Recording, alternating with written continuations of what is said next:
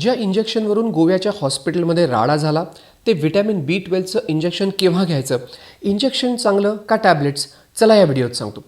तुम्ही फार जास्त ॲनेमिक असाल तर तुम्हाला डॉक्टर व्हिटॅमिन B12चं इंजेक्शन घ्यायला सांगतात. WebMDच्या माहितीनुसार हे इंजेक्शन दर दिवशी असं 2 आठवडे घ्यायचं असतं, जोपर्यंत तुमची लक्षणं चांगली किंवा इम्प्रूव्ह होत नाहीत.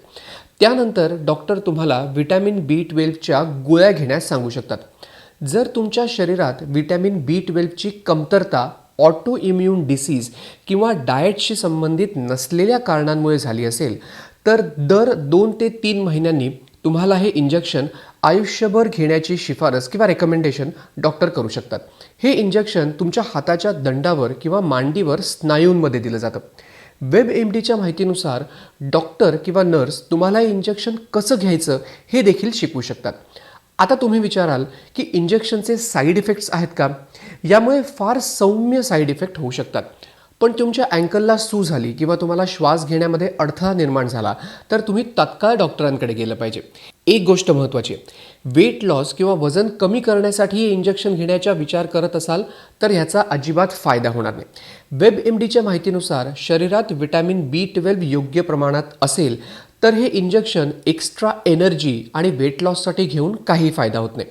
कोणत्याही संशोधनात याचा फायदा होतो असं अजिबात स्पष्ट झालेलं नाही. मग टॅबलेट चांगली का इंजेक्शन, असा प्रश्न तुम्हाला पडला असेल. तुम्हाला याबाबतही माहिती देतो. तर एस्थेटिक्स ऑफ एसेक्सच्या वेबसाईटवर दिलेल्या माहितीनुसार व्हिटॅमिन B12च्या टॅबलेटचा डोस हा 50 ते 5000 mcg असतो, तर इंजेक्शन हे 1000 mcg असतं. त्यामुळे लोकांना हा प्रश्न पडतो, शरीर गोळ्या आणि इंजेक्शनमधून मिळालेलं व्हिटॅमिन B12 हे वेगवेगळ्या पद्धतीने ॲब्झॉर्ब करतं. त्यामुळे गोळ्या आणि इंजेक्शन यांचा डोस अजिबात सारखा असं नाही आहे. 2008मध्ये याबाबत एक संशोधन झालं.